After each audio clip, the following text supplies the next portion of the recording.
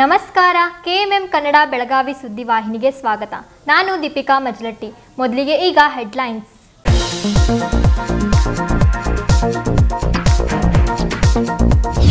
CM ವಿರುದ್ಧ ಪ್ರಾಸಿಕ್ಯೂಷನ್ಗೆ ಅನುಮತಿ ಖಂಡಿಸಿದ ಹಿನ್ನೆಲೆ ಪ್ರತಿಭಟನೆ. ಕಾಂಗ್ರೆಸ್ ಸಮಿತಿ ವತಿಯಿಂದ ರಾಜ್ಯಪಾಲರ ವಿರುದ್ಧ ಪ್ರತಿಭಟನೆ.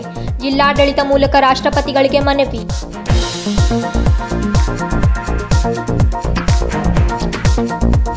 ಸಿದ್ದರಾಮಯ್ಯ ವಿರುದ್ಧ ಕಾನೂನು ಹೋರಾಟ. ಮುಡಾ ಹಗರಣದಲ್ಲಿ ತನಿಖೆಗೆ ರಾಜ್ಯಪಾಲರ ಆದೇಶ. ತನಿಖೆ ಎದುರಿಸಿ ನಾನು ಸಾಚಾ ಎಂದು ಸಿಎಂ ಸಾಬೀತು ಮಾಡಬೇಕು. ಜಗದೀಶ್ ಶೆಟ್ಟರ್ ಹೇಳಿಕೆ.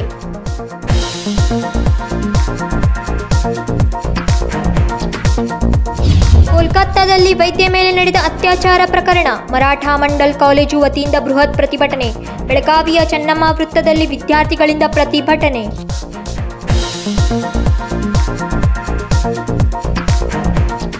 ಮುಖ್ಯಮಂತ್ರಿ ಸಿದ್ದರಾಮಯ್ಯ ಅವರ ವಿರುದ್ಧ ಕಾನೂನು ರೀತಿಯಲ್ಲಿ ಬಿಜೆಪಿ ಹೋರಾಟ ಮಾಡುತ್ತಿದೆ ಎಂದು ಮಾಜಿ ಮುಖ್ಯಮಂತ್ರಿ ಸಂಸದ ಜಗದೀಶ್ ಶೆಟ್ಟರ್ ಹೇಳಿದರು.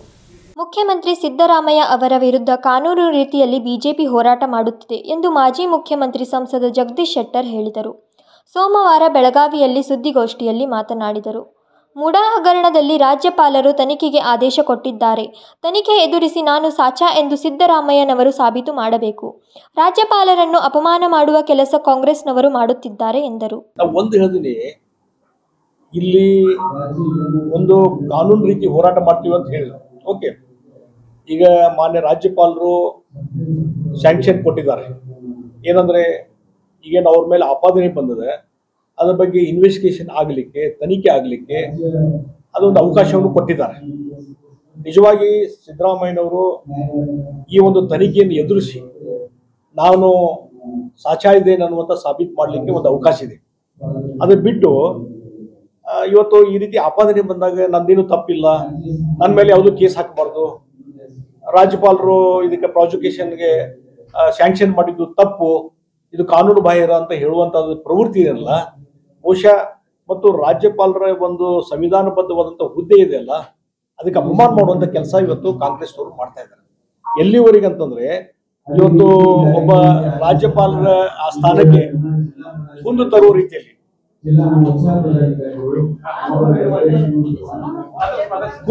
ರೀತಿಯಲ್ಲಿ ಇವತ್ತು ಕಾಂಗ್ರೆಸ್ ನಾಯಕರು ಕಾರ್ಯಕರ್ತರು ನಡ್ಕೊಂತ ರೀತಿ ನೋಡಿದ್ರೆ ಬಹುಶಃ ಇವರಿಗೆ ಕಾಂಗ್ರೆಸ್ ಅವರಿಗೆ ಸಂವಿಧಾನದ ಬಗ್ಗೆ ಗೌರವ ಕಿಮ್ಮತ್ತು ಎಳ್ಳಷ್ಟು ಇಲ್ಲ ಅಂತ ನಾನು ಹೇಳ್ಬೇಕಾಗ್ತದೆ. ರಾಜ್ಯಪಾಲರ ಹುದ್ದೆ ಸಂವಿಧಾನಬದ್ಧವಂತ ಹುದ್ದೆ ಮತ್ತು ತಮ್ಮ ಒಂದು ಅನುಭವದ ಹಿನ್ನೆಲೆಯಲ್ಲಿ ಮತ್ತು ಕಾನೂನು ಎಕ್ಸ್ಪರ್ಟ್ಸ್ ಒಂದು ಸಮಾಲೋಚನೆ ಮಾಡಿಕೊಂಡು ಅವರು ನಿರ್ಧಾರಕ್ಕೆ ಬಂದಿದ್ದಾರೆ. ಆ ನಿರ್ಧಾರ ಸರಿ ಇಲ್ಲ ಅಂತಂದ್ರೆ ನಿಮ್ಗೆ ಚಾಲೆಂಜ್ ಮಾಡ್ಲಿಕ್ಕೆ ಅವಕಾಶ ಇದೆ. ಹಿಂದೆ ಹಲವಾರು ಸಲ ರಾಜ್ಯಪಾಲರು ಈ ರೀತಿಯ ನಿರ್ಧಾರಗಳು ಕೈಗೊಂಡಾಗ ಹೈಕೋರ್ಟ್ ಸುಪ್ರೀಂ ಕೋರ್ಟ್ ವರೆಗೂ ಚಾಲೆಂಜ್ ಮಾಡಿ ಅಲ್ಲಿವರೆಗೆ ವಿಷಯಗಳು ಚರ್ಚೆ ಆಗಿದ್ದು ನಾವು ನೋಡಿದ್ದೇವೆ. ಹಿಂದೆ ಹಲವಾರು ಉದಾಹರಣೆಗಳಿದ್ದಾವೆ. ಮತ್ತು ಆಲ್ಮೋಸ್ಟ್ ಆಲ್ ಯಾವ್ಯಾವ ರಾಜ್ಯಪಾಲರು ಈ ರೀತಿ ನಿರ್ಧಾರಗಳು ಕೈಗೊಂಡಿದ್ದಾರೆ, ಹೈಕೋರ್ಟ್ ಆಗಲಿ ಸುಪ್ರೀಂ ಕೋರ್ಟ್ವರೆಗೆ ಹೋದಂತ ಸಂದರ್ಭದಲ್ಲಿ ಆ ರಾಜ್ಯಪಾಲರ ನಿರ್ಧಾರವನ್ನು ಅಫೆಲ್ಡ್ ಮಾಡುವಂತ ಕೆಲಸ ಹೈಕೋರ್ಟ್ ಸುಪ್ರೀಂ ಕೋರ್ಟ್ ಇದ್ದಾಗಿದೆ. ಹೀಗಾಗಿ ಆ ಹಿನ್ನೆಲೆಯಲ್ಲಿ ಎಲ್ಲ ಕಾನೂನು ಬದ್ಧತೆಯಲ್ಲಿ ವಿಚಾರ ಮಾಡ್ಕೊಂಡು ಅವ್ರು ಮಾಡಿ ಇವತ್ತು ಸುಪ್ರೀಂ ಕೋರ್ಟಿನ ಸೀನಿಯರ್ ಕೌನ್ಸಿಲರ್ಸ್ ಸಿಂಘವಿ ಇರ್ಬೋದು, ಕಪಿಲ್ ಸಿಬಾಲ್ ಎಲ್ಲರೂ ಬೆಂಗಳೂರು ಕರೆಸಿದ್ದಾರೆ. ಆಯ್ತಪ್ಪ, ನೀವು ಕನ್ಸಲ್ಟ್ ಮಾಡ್ರಿ, ರಾಜ್ಯಪಾಲರ ನಿರ್ಧಾರ ಸರಿ ಇಲ್ಲ ಅಂತಂದ್ರೆ ಚಾಲೆಂಜ್ ಮಾಡ್ರಿ, ಕಾನೂನು ರೀತಿ ಹೋರಾಟ ಮಾಡಲಿ ನಿಮ್ಮ ಅವಕಾಶ ಇದೆ.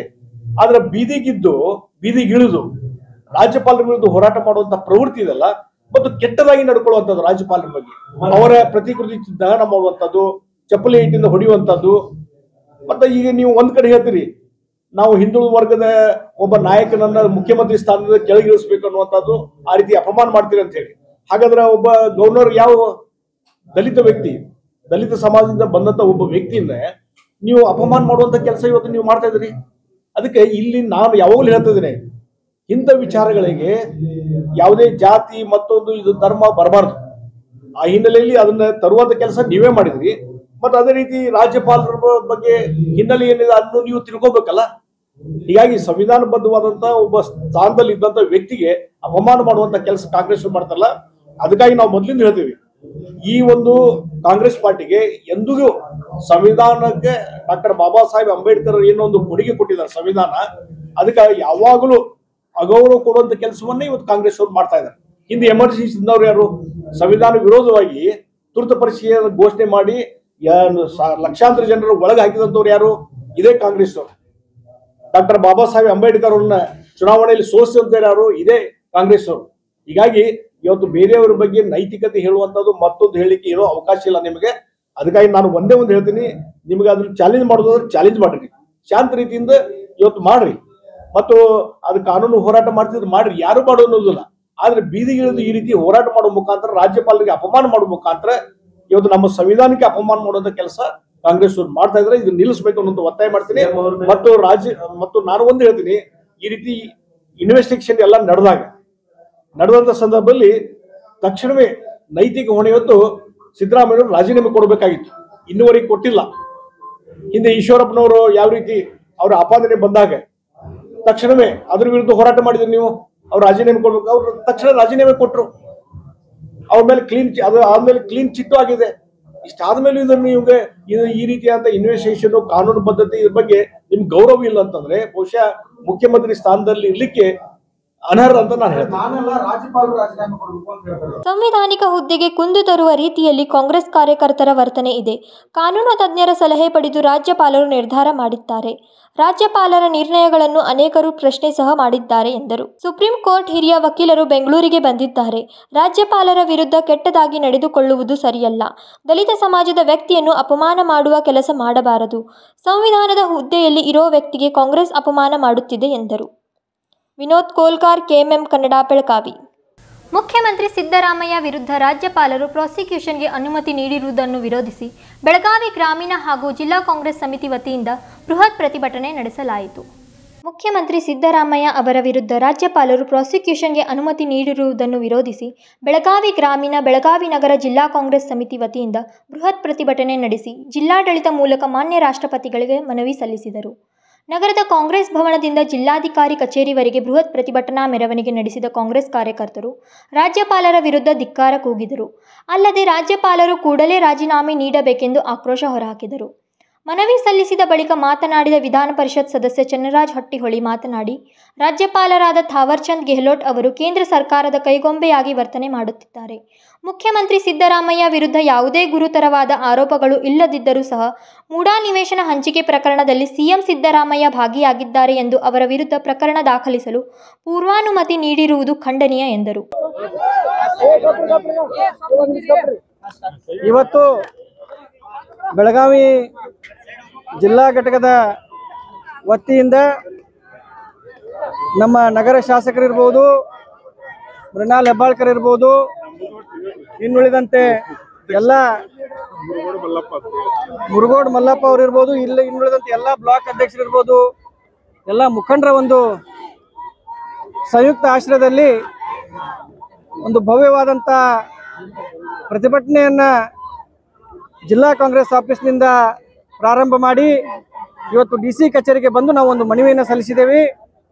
ಕೂಡಲೇ ಏನು ಕೇಂದ್ರ ಹಾಗೂ BJP ನಾಯಕರು ವಾಮ ಮಾರ್ಗದಿಂದ ಜನರಿಂದ ಚುನಾಯಿತ ಆದಂಥ ಒಂದು ಸರ್ಕಾರವನ್ನು ಅಸ್ಥಿರಗೊಳಿಸಲಿಕ್ಕೆ ಪ್ರಯತ್ನ ಮಾಡ್ತಾ ಇದ್ದಾರೆ.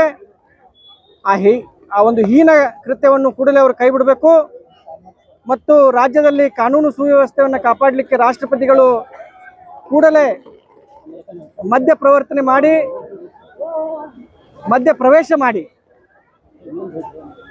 ನಮ್ಮ ರಾಜ್ಯದ ರಾಜ್ಯಪಾಲರನ್ನ ಕೂಡಲೇ ವಜಾ ಮಾಡಬೇಕು.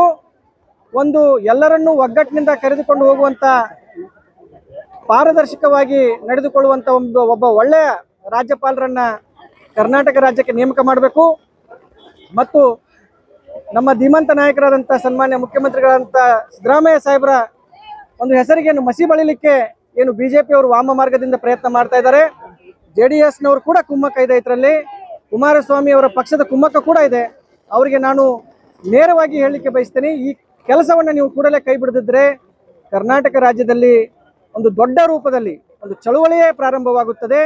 ನಿಮ್ಮೆಲ್ಲರ ರಾಜಕೀಯ ಜೀವನವನ್ನು ಜನರು ಮುಗಿಸ್ತಾರೆ ಅಂತ ಈ ಸಂದರ್ಭದಲ್ಲಿ ಹೇಳಿಕ್ಕೆ ಬಯಸ್ತೇನೆ. ಈ ಕೆಲಸವನ್ನು ತಾವು ಕೂಡಲೇ ಕೈ ಬಿಡಬೇಕು. ಅವಮಾನ ಮಾಡ್ತಾ ಇದ್ದಾರೆ ಕಾಂಗ್ರೆಸ್ನವರು ಅಂತ ಹೇಳ್ತಾರೆ. ನಾವು ಯಾವುದೇ ಸಂದರ್ಭದಲ್ಲಿ ನಾವು ರಾಜ್ಯಪಾಲರಿಗೆ ಅವಮಾನ ಮಾಡಿಲ್ಲ. ಈಗಲೂ ಕೂಡ ಅತ್ಯಂತ ಸೌಮ್ಯ ಮನೋಭಾವದಿಂದ ನಾವು ರಾಷ್ಟ್ರಪತಿಯವ್ರನ್ನ ಕೇಳ್ತಾ ಇದ್ದೀವಿ. ಯಾಕಪ್ಪ ಅಂತಂದ್ರೆ ರಾಜ್ಯಪಾಲರು ತಮ್ಮ ಕುರ್ಚಿ ಮೇಲೆ ಕೂತ್ಕೊಂಡು ಪಾರದರ್ಶಕವಾಗಿ ಆಡಳಿತ ನೀಡ್ತಾ ಇಲ್ಲ. ಅವರು ಕೇಂದ್ರ ಬಿಜೆಪಿ ನಾಯಕರು ಅಮಿತ್ ಶಾ ಹಾಗೂ ಮೋದಿ ಅವರ ಒಂದು ಕೈಗೊಂಬೆಯಾಗಿ ಅವರು ಕೆಲಸ ಮಾಡ್ತಾ ಇದ್ದಾರೆ. ಅದಕ್ಕೆ ಅವರನ್ನ ರಾಷ್ಟ್ರಪತಿಗಳು ವಜಾ ಮಾಡಿ ಸಿದ್ದರಾಮಯ್ಯನವರು ಇವತ್ತು ಎಲ್ಲ ಪ್ರವಾಸವನ್ನು ಮೊಟಕುಗೊಳಿಸಿದ್ದಾರೆ. ಶಾಸಕಾಂಗ ಪಕ್ಷದ ಸಭೆ ಕರೆದಿದ್ದಾರೆ. ಮುಖ್ಯಮಂತ್ರಿ ಬದಲಾವಣೆ ಏನಾದರೂ ಆಗುತ್ತಾ ಅಂತ? ಯಾವುದೇ ಕಾರಣದಲ್ಲಿ ನಮ್ಮ ಪಕ್ಷದಲ್ಲಿ ಮುಖ್ಯಮಂತ್ರಿ ಬದಲಾವಣೆಯ ಚರ್ಚೆನೇ ಇಲ್ಲ. ನಮ್ಮ ನಾಯಕರು ಸಿದ್ದರಾಮಯ್ಯ ಸಾಹೇಬರು ಮುಖ್ಯಮಂತ್ರಿಯಾಗಿ ಅವರೇ ಮುಂದೆ ಬರೀತಾರಂತೆ ಸಂದರ್ಭದಲ್ಲಿ ಹೇಳಿಕೆ ಬಯಸ್ತಾರೆ. ಸಿಎಂ ಸಿದ್ದರಾಮಯ್ಯ ಅವರು ಕಳೆದ 40 ವರ್ಷಗಳಿಂದ ಯಾವುದೇ ಕಪ್ಪು ಚುಕ್ಕೆ ಇಲ್ಲದೆ ರಾಜಕಾರಣ ಮಾಡಿಕೊಂಡು ಬಂದಿದ್ದಾರೆ. ಹಿಂದುಳಿದ ವರ್ಗದವರು ಎಂಬ ಏಕೈಕ ಕಾರಣಕ್ಕೆ ಅವರ ವಿರುದ್ಧ ಇಲ್ಲಸಲ್ಲದ ಆರೋಪಗಳನ್ನು ಪ್ರತಿಪಕ್ಷಗಳು ಮಾಡುತ್ತಿವೆ. ಬಿಜೆಪಿ ಜೆಡಿಎಸ್ ನಾಯಕರು ಮಾಡುತ್ತಿರುವ ಆರೋಪಗಳು ಶುದ್ಧ ಸುಳ್ಳು. ಕೇಂದ್ರ ಸರ್ಕಾರ ಬಿಜೆಪಿಯೇತರ ಸರ್ಕಾರಗಳಿಗೆ ನಿರಂತರ ತೊಂದರೆ ನೀಡುವ ಪರಿಪಾಠವನ್ನು ಬೆಳೆಸಿಕೊಂಡಿವೆ. ರಾಜ್ಯಪಾಲರು ಕೇಂದ್ರ ಸರ್ಕಾರ ಕೈಗೊಂಬೆಯಾಗಿದ್ದಾರೆ ಎಂದು ಆರೋಪಿಸಿದರು. ವಿನೋದ್ ಕೋಲ್ಕಾರ್, ಕೆಎಂಎಂ ಕನ್ನಡ, ಬೆಳಗಾವಿ. ಮುಡಾ ಪ್ರಕರಣದಲ್ಲಿ ತನ್ನ ವಿರುದ್ಧ ಪ್ರಾಸಿಕ್ಯೂಷನ್ಗೆ ರಾಜ್ಯಪಾಲರು ಅನುಮತಿ ನೀಡಿದ್ದನ್ನು ಪ್ರಶ್ನಿಸಿ ಹೈಕೋರ್ಟ್ನಲ್ಲಿ ರಿಟ್ ಅರ್ಜಿ ಸಲ್ಲಿಸಲಾಗಿದ್ದು ಎಂದು ಮುಖ್ಯಮಂತ್ರಿ ಸಿದ್ದರಾಮಯ್ಯ ತಿಳಿಸಿದರು. ಮುಡಾ ಪ್ರಕರಣದಲ್ಲಿ ತನ್ನ ವಿರುದ್ಧ ಪ್ರಾಸಿಕ್ಯೂಷನ್ಗೆ ರಾಜ್ಯಪಾಲರು ಅನುಮತಿ ನೀಡಿದ್ದನ್ನು ಪ್ರಶ್ನಿಸಿ ಹೈಕೋರ್ಟ್ನಲ್ಲಿ ರಿಟ್ ಅರ್ಜಿ ಸಲ್ಲಿಸಲಾಗಿದ್ದು, ನ್ಯಾಯಾಲಯದಲ್ಲಿ ಪರಿಹಾರ ಸಿಗುವ ಸಂಪೂರ್ಣ ವಿಶ್ವಾಸವಿದೆ ಎಂದು ಮುಖ್ಯಮಂತ್ರಿ ಸಿದ್ದರಾಮಯ್ಯ ತಿಳಿಸಿದರು. ಅವರು ಸೋಮವಾರ ಬೆಂಗಳೂರಿನ ಚಿತ್ರಕಲಾ ಪರಿಷತ್ನಲ್ಲಿ ಫೋಟೋ ಜರ್ನಲಿಸ್ಟ್ ರವರ ವತಿಯಿಂದ ಆಯೋಜಿಸಲಾಗಿದ್ದ ಫೋಟೋ ಎಕ್ಸಿಬಿಷನ್ ಉದ್ಘಾಟಿಸಿದ ನಂತರ ಮಾಧ್ಯಮದವರೊಂದಿಗೆ ಮಾತನಾಡಿದರು. ಹೇಳಿ, ಏನು ಕೇಳಾಗಿದ್ರಿ ಕೇಳಿ.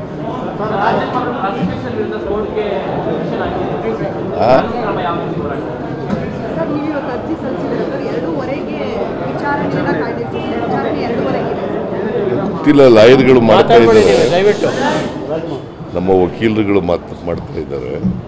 ಈಗಾಗಲೇ ನಾವು ರಾಜ್ಯಪಾಲರ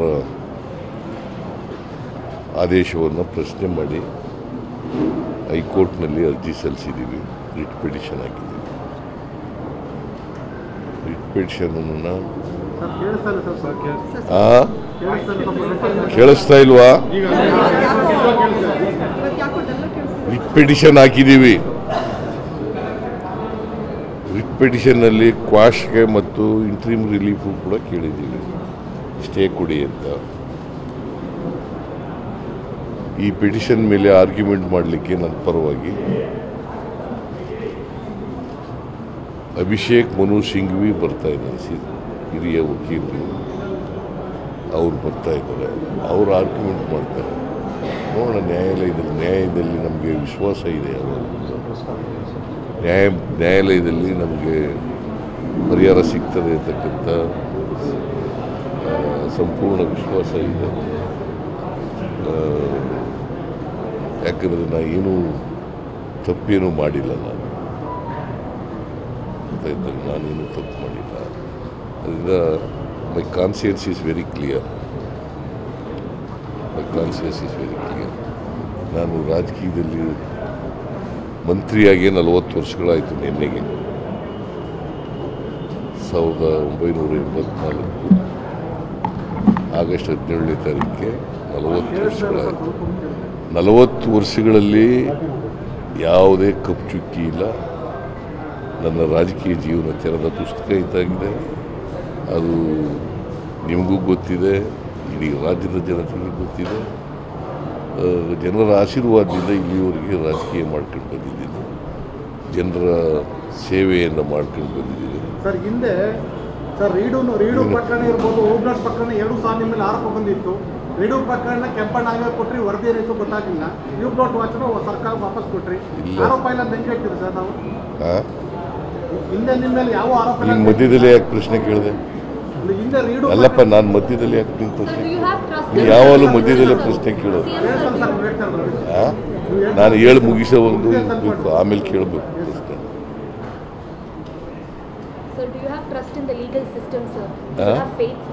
ನೋಡಮ್ಮ, ನಾನು ಹೇಳ್ಬಿಡ್ತೇನೆ. ಸೊ ನಾನು ನಮ್ಮ ರಾಜಕೀಯ ಜೀವನ ತೆರೆದ ಪುಸ್ತಕ ಇದ್ದಾಗಿ ಈ ರಾಜ್ಯದ ಜನರಿಗೆ ಗೊತ್ತಿದೆ. ನಾನು ಯಾವುದೇ ತಪ್ಪು ಮಾಡಿಲ್ಲ ಅಂಥೇಳಿ, ಮಾಡಿಲ್ಲ, ಮಾಡೋದು ಇಲ್ಲ, ಇವತ್ತಿನವರಿಗೆ ಮಾಡಲ್ಲ. ಈ ರಾಜಭವನವನ್ನು ಉಪಯೋಗಿಸ್ಕೊಂಡು BJPಯವರು, JDSನವರು, ಕೇಂದ್ರ ಸರ್ಕಾರದವರು ಷಡ್ಯಂತ್ರ ಮಾಡ್ತಾ ಇದ್ದಾರೆ. ನನಗೆ ಮಸಿ ಬಳಿಬೇಕು ಅಂತೇಳಿ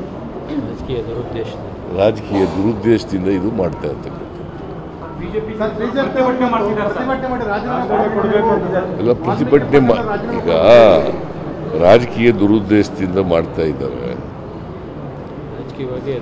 ರಾಜಕೀಯವಾಗಿ ಅದನ್ನು ನಾವು ಎದುರಿಸ್ತಕ್ಕಂಥ ಕೆಲಸವನ್ನು ಮಾಡ್ತೀವಿ. ಲೀಗಲ್ ಫೈಟು ಕೂಡ ಮಾಡ್ತೀವಿ, ಪೊಲಿಟಿಕಲ್ ಫೈಟು ಕೂಡ ಮಾಡ್ತೀವಿ. ನಾವು ಇಲ್ಲ ಡೆಲ್ಲಿಗೆ ಹೋಗ್ಬೇಕು ಅಂತ ಅಂದ್ಕೊಂಡಿದ್ದೀನಿ. ಮೊನ್ನೆ ಖರ್ಗೆ ಅವರು ಅಧ್ಯಕ್ಷರು ಇಲ್ಲಿ ಬಂದಿದ್ರಲ್ಲ, ಅದು ಭೇಟಿ ಮಾಡಿದ್ದೀನಿ. ಶುಕ್ರವಾರ ನಾನು ಬರ್ತೀನಿ ಅಂತ ಹೇಳಿದ್ದೀನಿ ಅಷ್ಟೇ. ಮಾನಸಿಕವಾಗಿ ಮತ್ತೆ ನೈತಿಕವಾಗಿ ಕುಗ್ಗಿದ್ರಿ ಸರ್, ಸ್ವಲ್ಪ ನೀವು ಡಲ್ ಕಾಣ್ತಾ ಇದ್ರಿ. ನೀನು ಭಾಳ ಡಲ್ ಕಾಣಿಸ್ತಾ ಇರೋ. ನನ್ನ ಯಾಕೆ ಡಲ್ ಕಾಣಿಸ್ತಾ ಇದೆಯಾ? ನಾ ಇನ್ನೂ ಈ ರಾಜಕೀಯದಲ್ಲಿ ಹೋರಾಟ ಇದೆಯಲ್ಲ, ಈ ಹೋರಾಟ ಮಾಡುವಾಗ ಇನ್ನೂ ಹೆಚ್ಚು ನನಗೆ ಜೋಶ್ ಬರ್ತದೆ. ನಿರಂತರವಾಗಿ ಮಾಡ್ಕೊಬೋದಿದ್ದೀನಿ. ಹಿಂದೆನೂ ಮಾಡಿದ್ದೀನಿ, ಈಗಲೂ ಮಾಡ್ತೀನಿ, ಮುಂದೆನೂ ಮಾಡ್ತೀನಿ.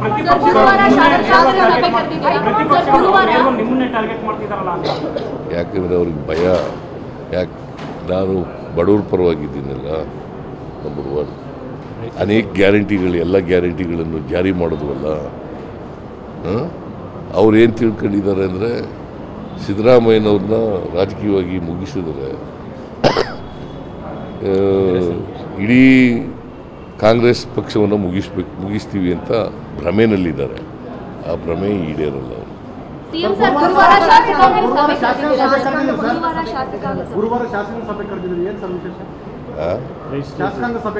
ಇಲ್ಲ, ಕರೆದಿರಲಿಲ್ಲ, ಕರೆದಿದ್ದೀವಿ ಅಷ್ಟೇ. ನಾನು ಯಾವ ತಪ್ಪನ್ನು ಎಸಗಿಲ್ಲ. ರಿಟ್ ಅರ್ಜಿಯಲ್ಲಿ ಮಧ್ಯಂತರ ಪರಿಹಾರವಾಗಿ ಪ್ರಾಸಿಕ್ಯೂಷನ್ಗೆ ತಡೆಯಾಜ್ಞೆ ನೀಡಬೇಕೆಂದು ಕೋರಲಾಗಿದೆ. ಈ ರಿಟ್ ಅರ್ಜಿಯ ಬಗ್ಗೆ ಖ್ಯಾತ ವಕೀಲರಾದ ಶ್ರೀ ಅಭಿಷೇಕ್ ಮನು ಸಿಂಘ್ವಿ ಅವರು ವಾದ ಮಂಡಲಿಸಿದ್ದಾರೆ. ನನ್ನ ಆತ್ಮಸಾಕ್ಷಿ ಸ್ಪಷ್ಟವಾಗಿದ್ದು, ನಾನು ಯಾವ ತಪ್ಪನ್ನು ಎಸಗಿಲ್ಲ. ನಾನು ಮಂತ್ರಿಯಾಗಿ 40 ವರ್ಷಗಳು ಕಳೆದಿದ್ದು, ಈ ಅವಧಿಯಲ್ಲಿ ನನ್ನ ರಾಜಕೀಯ ಜೀವನದಲ್ಲಿ ಒಂದು ಕಪ್ಪು ಚುಕ್ಕೆ ಇಲ್ಲ. ಜನರ ಆಶೀರ್ವಾದದಿಂದ ಅವರ ಸೇವೆಯಲ್ಲಿ ನಿರತರಾಗಿದ್ದೇನೆ. ನನ್ನ ರಾಜಕೀಯ ಜೀವನ ತೆರೆದ ಪುಸ್ತಕವಿದ್ದಂತೆ. ನಾನು ಯಾವುದೇ ತಪ್ಪು ಮಾಡಿಲ್ಲವೆಂದು ರಾಜ್ಯದ ಜನರಿಗೂ ತಿಳಿದಿದೆ ಎಂದರು. ರಾಜಶೇಖರ್ ಹಿರೇಮಠ್, KMM ಕನ್ನಡ, ಬೆಳಗಾವಿ. ಇದೀಗ ಸಣ್ಣದೊಂದು ವಿರಾಮ. दुल्हन का सिंगार, खूबसूरती की बहार, परंपरा और नयापन का अनोखा मिलाप, ब्राइडल कलेक्शन।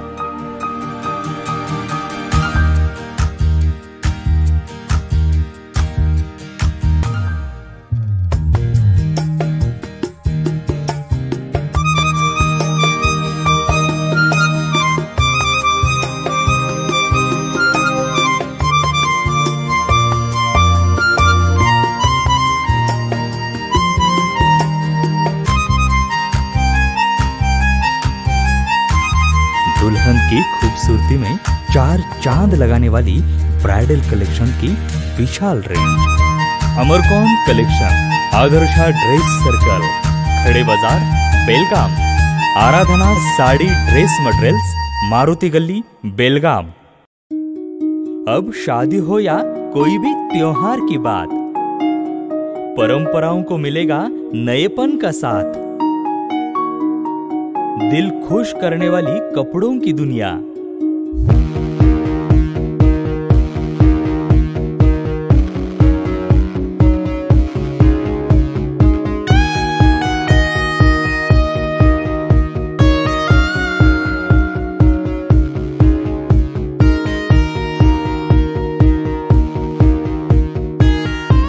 पूरे परिवार के कपड़े खरीदो अब एक ही छत के नीचे।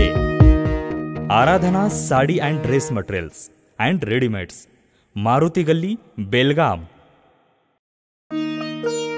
साड़ी हर महिलाओं को लुभाने वाली बात।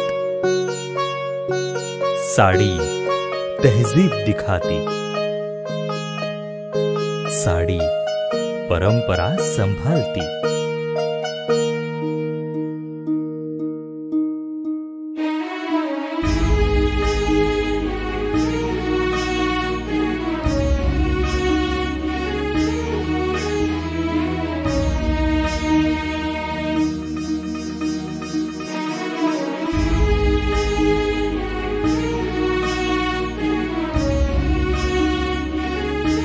महिलाओं को खूबसूरती और निखारने वाली एक से बढ़कर एक साड़ियों का खजाना। Adarsha sari dress materials and readymades, Ramdev गली, बेलगाम। आराधना साड़ी ड्रेस मटेरियल्स, मारुति गली, बेलगाम। ವಿರಾಮದ ನಂತರ ನ್ಯೂಸ್ಗೆ ಸ್ವಾಗತ. ಕೋಲ್ಕತ್ತಾದಲ್ಲಿ ನಡೆದ ತರಬೇತಿ ನಿರತ ವೈದ್ಯ ಮೇಲೆ ನಡೆದ ಅತ್ಯಾಚಾರ ಮತ್ತು ಕೊಲೆ ಖಂಡಿಸಿ ಮರಾಠಾ ಮಂಡಲ್ ಕಾಲೇಜು ವತಿಯಿಂದ ಪ್ರತಿಭಟನೆ ನಡೆಸಲಾಯಿತು. ಕೋಲ್ಕತ್ತಾದಲ್ಲಿ ನಡೆದ ತರಬೇತಿ ನಿರತ ವೈದ್ಯ ಮೇಲೆ ನಡೆದ ಅತ್ಯಾಚಾರ ಮತ್ತು ಕೊಲೆ ಖಂಡಿಸಿ ಮರಾಠಾ ಮಂಡಳ ಕಾಲೇಜು ವತಿಯಿಂದ ಪ್ರತಿಭಟಿಸಿ ಆರೋಪಿಗೆ ಗಲ್ಲು ಶಿಕ್ಷೆ ವಿಧಿಸಬೇಕು ಎಂದು ಆಗ್ರಹಿಸಲಾಯಿತು. ಸೋಮವಾರ ಬೆಳಗಾವಿಯ ಚೆನ್ನಮ್ಮ ವೃತ್ತದಲ್ಲಿ ಕೈಗೆ ಕಪ್ಪು ಬಟ್ಟೆ ಕಟ್ಟಿ ಮಾನವ ಸರಪಳಿ ನಿರ್ಮಿಸಿದ ವಿದ್ಯಾರ್ಥಿಗಳು ರಸ್ತೆ ತಡೆದು ಪ್ರತಿಭಟಿಸಿದರು. ಈ ವೇಳೆ ಮಾತನಾಡಿದ ಮರಾಠಾ ಮಂಡಳ ಕಾಲೇಜು ಅಧ್ಯಕ್ಷೆ ರಾಜಶ್ರೀ ಹಲ್ಗೇಕರ್ ಅವರು, ಕೋಲ್ಕತ್ತಾದಲ್ಲಿ ವೈದ್ಯ ಮೇಲೆ ಅತ್ಯಾಚಾರ ಮಾಡಿ ಹತ್ಯೆ ಮಾಡಲಾಗಿದೆ. ಆದರೆ ಆರೋಪಿ ವಿರುದ್ಧ ಇನ್ನೂವರೆಗೆ ಯಾವುದೇ ಕ್ರಮ ಕೈಗೊಂಡಿಲ್ಲ. ಆರೋಪಿ ಮನೆಯವರೇ ಆತನಿಗೆ ಗಲ್ಲು ಶಿಕ್ಷೆ ವಿಧಿಸಬೇಕು ಎಂದು ಹೇಳಿದ್ದಾರೆ. 2024 ನಲ್ಲಿ ಏನ್ ರೇಪ್ ಆಗಿದೆ, ಈಗ ಪೊಲೀಸ್ ಹೇಳ್ತಾರೆ ನಾವು ಎಲ್ಲ ಕೇಳ್ತಾ ಇರೋದು ನಿಮ್ಮ ಮಾಧ್ಯಮದಿಂದಾನೆ. ಈಗ ಮಾಧ್ಯಮದಿಂದ ಏನ್ ಹೇಳ್ತಾರೆ, ಒಬ್ರಿಗೆ ಅರೆಸ್ಟ್ ಮಾಡಿದೀವಿ ಮತ್ತೆ ಅವ್ರಿಗೆ ಅವನೇ ಹೇಳಿದಾನೆ ನನ್ಗೆ ಫಾಸಿ ಕೊಡಿ, ನನ್ಗೆ ಹ್ಯಾಂಗ್ ಮಾಡಿ ಅಂತ. ಅವ್ರ ತಂಗಿ ಹೇಳ್ತಾಳೆ ಅವನ್ಗೆ ಫಾಸಿ ಕೊಡಿ ಅಂತ. ಇದು ಬರೇ ಅವನ್ಗೆ ಶಿಕ್ಷೆ ಕೊಟ್ಟಿ ಆಗೋದಿಲ್ಲ. ಯಾಕಂದ್ರೆ ಫಾರೆನ್ಸಿಕ್ ರಿಪೋರ್ಟ್ ಇರ್ಲಿ, ಇಲ್ಲಂದ್ರೆ ನಿಮ್ದು ಡಾಕ್ಟರ್ಸ್ FIR ರಿಪೋರ್ಟ್ ಇರ್ಲಿ, ಏನ್ ಸಿಮೆನ್ ಅವ್ರಿಗೆ ಸಿಕ್ಕಿದೆ ಅಲ್ಲ, ಇದು ಗ್ಯಾಂಗ್ ರೇಪ್ ಇದೆ. ಎಲ್ಲ ಅಕ್ಯೂಸ್ಡ್ಗೆ they should be hanged unto death. ಇಲ್ಲಂದ್ರೆ ಈ ಆಂದೋಲನ್ ಇಲ್ಲೇ ನಿಲ್ಲದಿಲ್ಲ. ನಾನು ಕ್ಷಮೆ ಬೇಡ್ತಾ ಇದ್ದೀನಿ. ಇಷ್ಟುವರೆಗೂ 2005 ಇಂದ ನಾವು ಇಷ್ಟು ಆಂದೋಲನ ಮಾಡಿದ್ದೀವಿ, ಅಷ್ಟು ನಾವು ನಡುವೆ ಬಿಟ್ಟಿದ್ದೀವಿ ಆ ಆಂದೋಲನ. ಅದಕ್ಕೆ ನಾನು ಎಲ್ಲ ಮೈನರ್ ಹುಡುಗಿ ಏನು 2005 ಇಂದ ಏನು ಇಲ್ಲಿವರೆಗೂ ಏನು ನಾನು ರ್ಯಾಲೀಸ್ ತೆಗ್ದಿದ್ದೀನಿ ಅದು ನಾವು ಮುಂದೆ ವರ್ಸಲಿಲ್ಲ. ಬಟ್ ಈ ರ್ಯಾಲಿ ಇಲ್ಲೇ ನಿಲ್ಲೋದಿಲ್ಲ. We will see that everybody will see that these people culprits, all those who did gang rape will be hanged to death. Thank you. Rajeshri Nagraj, Adhyaksh Maratha Mandal. Student ವಿಕೃತ ಕಾಮಿಗೆ ಗಲ್ಲು ಶಿಕ್ಷೆ ವಿಧಿಸಬೇಕು ಎಂದು ಒತ್ತಾಯಿಸಿದರು. Vinod Kolkar, KMM Kannada, Belagavi. ಮರಣ ಹೊಂದಿದರೆ ಶವ ಸಂಸ್ಕಾರ ಮಾಡಲಿಕ್ಕೆ ಹೋಗಲು ಸೊಗಲಿ ಹಳ್ಳ ಅಡ್ಡವಿರುವುದರಿಂದ ನೀರಿನಲ್ಲಿ ಹೋಗಲು ಹೇಗೆ ಸಾಧ್ಯ ಎಂದು ಬಾವೂರ್ ಗ್ರಾಮಸ್ಥರು ತಮ್ಮ ಅಳಲನ್ನು ತೋಡಿಕೊಂಡರು. ತಾಳಿಕೋಟೆ ತಾಲೂಕಿನ ಬಾವೂರ್ ಗ್ರಾಮದ ಎಲ್ಲ ಧರ್ಮದ ಜನರು ಸಂಕಷ್ಟ ಏನೆಂದರೆ ಯಾರಾದರೂ ಮರಣ ಹೊಂದಿದರೆ ಶವ ಸಂಸ್ಕಾರ ಮಾಡಲಿಕ್ಕೆ ಹೋಗಲು ಸೊಗಳಿ ಹಳ್ಳ ಅಡ್ಡ ಇರುವುದರಿಂದ ನೀರಿನಲ್ಲಿ ಹೋಗಲು ಹೇಗೆ ಸಾಧ್ಯ ಎಂದು ತಮ್ಮ ಅಳಲನ್ನು ಗ್ರಾಮಸ್ಥರು ತೋಡಿಕೊಂಡರು. ಬಾವೂರ್ ಗ್ರಾಮದಲ್ಲಿ ಎಲ್ಲ ಧರ್ಮೀಯರು ಶವ ಸಂಸ್ಕಾರ ಮಾಡಲು ಗ್ರಾಮದ ಹತ್ತಿರವೇ ಹರಿಯುವ ಸೊಗಲಿ ಹಳ್ಳವನ್ನು ದಾಟಿ ಹೋಗಬೇಕು. ಸ್ಮಶಾನಕ್ಕೆ ಹೋಗಲು ಬೇರೆ ಯಾವುದೇ ಮಾರ್ಗ ಇಲ್ಲ. ಮಳೆಗಾಲದಲ್ಲಿ ಹಳ್ಳಕ್ಕೆ ದೊಡ್ಡ ಪ್ರಮಾಣದಲ್ಲಿ ನೀರು ಬಂದು ಮಾರ್ಗ ಸ್ಥಗಿತಗೊಳ್ಳುತ್ತದೆ. ಈ ಸಮಯದಲ್ಲಿ ಗ್ರಾಮದಲ್ಲಿ ಸಾವು ಸಂಭವಿಸಿದರೆ ಶವದ ಸಂಸ್ಕಾರಕ್ಕೆ ದೊಡ್ಡ ಸಮಸ್ಯೆ ಎದುರಾಗುತ್ತದೆ. ಇದರ ಪರಿಹಾರಕ್ಕಾಗಿ ಕಳೆದ ಬಾರಿಯ ಅವಧಿಯಲ್ಲಿದ್ದ ಶಾಸಕರಿಗೂ ಮನವಿ ಮಾಡಲಾಗಿತ್ತು. ಆದರೂ ಯಾವ ಕ್ರಮವೂ ತೆಗೆದುಕೊಳ್ಳಲಿಲ್ಲ. ಈಗ ಹಾಲಿ ಶಾಸಕರಾದ ಅಪ್ಪಾಜಿ ನಾಡಗೌಡರಿಗೂ ಮನವಿ ಮಾಡಿಕೊಳ್ಳುತ್ತಿದ್ದೇವೆ. ದಯವಿಟ್ಟು ಆದಷ್ಟು ಬೇಗ ಸೊಗಲಿ ಹಳ್ಳಕ್ಕೆ ಸೇತುವೆ ನಿರ್ಮಾಣ ಮಾಡಿ ನಮ್ಮ ಈ ಸಮಸ್ಯೆಯನ್ನು ಪರಿಹರಿಸಿ ಎಂದು ಗ್ರಾಮಸ್ಥರು ತಮ್ಮ ಅಳಲನ್ನು ತೋಡಿಕೊಂಡರು. ಬಾವೂರು ಗ್ರಾಮದ 2 ರುದ್ರಭೂಮಿಗಳು, ಒಂದು ಮುಸ್ಲಿಂ ಸಮಾಜ ಮತ್ತು ಇನ್ನೊಂದು ಹಿಂದೂ ಸಮಾಜ ಅಕ್ಕಪಕ್ಕದಲ್ಲಿ ಇದ್ದಾವೆ. ಹಾಗಾಗಿ ಹಳ್ಳ ಬಂತು ಅಂತಂದರೆ ಜನರಿಗೆ ಹೋಗೋದಕ್ಕೆ ತುಂಬ ತೊಂದರೆ ಆಗುತ್ತೆ, ಜನಗಳಲ್ಲಿ ಮುಟ್ಟೋದು ತುಂಬ ಕಷ್ಟ ಆಗುತ್ತೆ. ದಯವಿಟ್ಟು ಜಿಲ್ಲಾ ಆಡಳಿತದಲ್ಲಾಗಲಿ ಅಥವಾ ತಾಲೂಕು ಆಡಳಿತದಲ್ಲಾಗಲಿ ಇಲ್ಲಿ ಒಂದು ಊರಿಂದ ಈ ಮಧ್ಯೆ ಒಂದು ಬ್ರಿಡ್ಜ್ ನಿರ್ಮಾಣ ಮಾಡಿಕೊಟ್ರೆ ನಮ್ಗೆ ತುಂಬ ಸಂತ ಆಗುತ್ತೆ. ಹಾಗಾಗಿ CS ನಾಡಗೌಡ ತುಂಬ ಇನ್ನಿತಪೂರ್ವವಾಗಿ ಕೇಳ್ಕೊತಾ ಇದ್ದೀವಿ. ಆದಷ್ಟು ಬೇಗ ನಮ್ಮ ಗ್ರಾಮದ ಜನರು, ಬಾವೂರು ಗ್ರಾಮದ ಜನರು ತುಂಬ ತೊಂದರೆಯಲ್ಲಿ ಆಗ್ತಾರೆ ಮಳೆ ಬಂತು ಅಂದರೆ. ಹಾಗಾಗಿ ತಮ್ಮಲ್ಲಿ ಗ್ರಾಮಸ್ಥರ ಪರವಾಗಿ, ಪ್ರತಿ ಊರಿನ ಹಿರಿಯರ ಪರವಾಗಿ ಇಲ್ಲಿ ಒಂದು ಬ್ರಿಡ್ಜ್ ನಿರ್ಮಾಣ ಮಾಡೋದಕ್ಕೆ ಅವಕಾಶ ಮಾಡಿಕೊಡಿ ಅಂತ ತಮ್ಮಲ್ಲಿ ಕೈಗಡೆ ಆಗಿ ಕೇಳ್ಕೊತಾರೆ. ಈ ಸಂದರ್ಭದಲ್ಲಿ ಅನೇಕರು ಉಪಸ್ಥಿತರಿದ್ದರು. Sunil L Talawar, KMM Kannada, Talikote. ವೈದ್ಯ ವಿದ್ಯಾರ್ಥಿನಿ ಭೀಕರ ಹತ್ಯೆ ಖಂಡಿಸಿ ಕಾಗವಾಡ ತಾಲೂಕಿನ ವೈದ್ಯರಿಂದ ಬೃಹತ್ ಪ್ರತಿಭಟನೆ ನಡೆಸಲಾಯಿತು.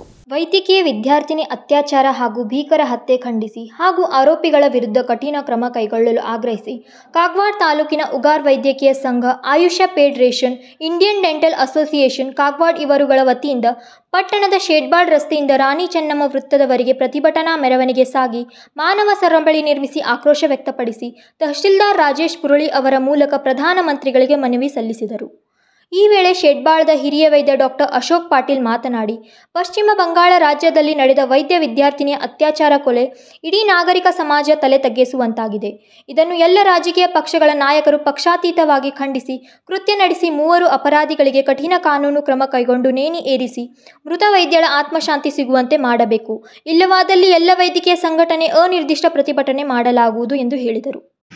ಸ್ಟ್ರಾಂಗ್ಲಿ ಕಂಡೆಮ್ನ್ ಮಾಡ್ತಾ ಇದೆ. ಇದೊಂದು ಹಾರಿಫಿಕ್ ಇನ್ಸಿಡೆನ್ಸ್ ಅಂತಂದರೆ ರೇಪ್ ಮಾಡಿ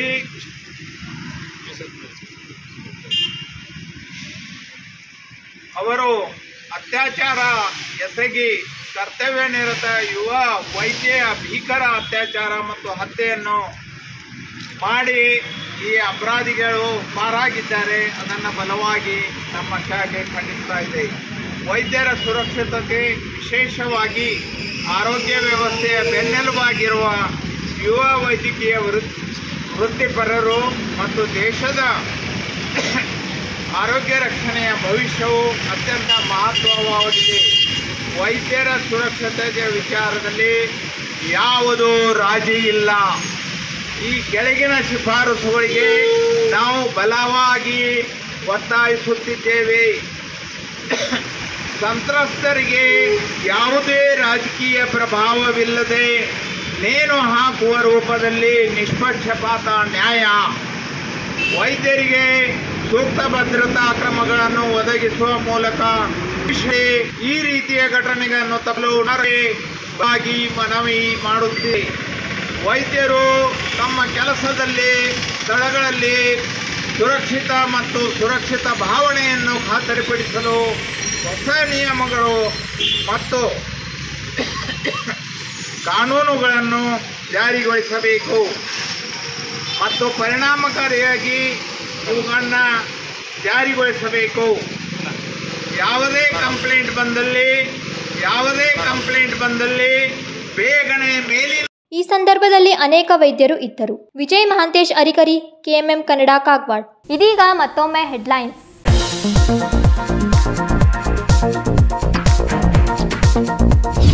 ಸಿಎಂ ವಿರುದ್ಧ ಪ್ರಾಸಿಕ್ಯೂಷನ್ಗೆ ಅನುಮತಿ ಖಂಡಿಸಿದ ಹಿನ್ನೆಲೆ ಪ್ರತಿಭಟನೆ. ಕಾಂಗ್ರೆಸ್ ಸಮಿತಿ ವತಿಯಿಂದ ರಾಜ್ಯಪಾಲರ ವಿರುದ್ಧ ಪ್ರತಿಭಟನೆ.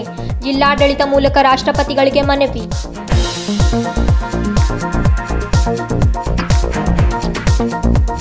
ಸಿದ್ದರಾಮಯ್ಯ ವಿರುದ್ಧ ಕಾನೂನು ಹೋರಾಟ. ಮುಡಾ ಹಗರಣದಲ್ಲಿ ತನಿಖೆಗೆ ರಾಜ್ಯಪಾಲರ ಆದೇಶ.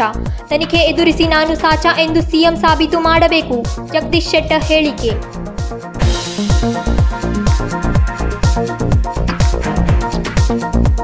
ಕೋಲ್ಕತ್ತಾದಲ್ಲಿ ವೈದ್ಯ ಮೇಲೆ ನಡೆದ ಅತ್ಯಾಚಾರ ಪ್ರಕರಣ. ಮರಾಠಾ ಮಂಡಲ್ ಕಾಲೇಜು ವತಿಯಿಂದ ಬೃಹತ್ ಪ್ರತಿಭಟನೆ.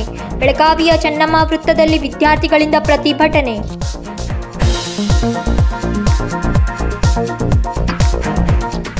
ಇವಿಷ್ಟು ಈ ದಿನದ ಪ್ರಮುಖ ಸುದ್ದಿಗಳು. ಇದೇ ರೀತಿ ಇನ್ನೂ ಹೆಚ್ಚಿನ ನ್ಯೂಸ್ಗಳಿಗಾಗಿ ನೋಡ್ತಾ ಇರಿ KMM ಕನ್ನಡ ಬೆಳಗಾವಿ ಸುದ್ದಿವಾಹಿನಿ. ಧನ್ಯವಾದಗಳು.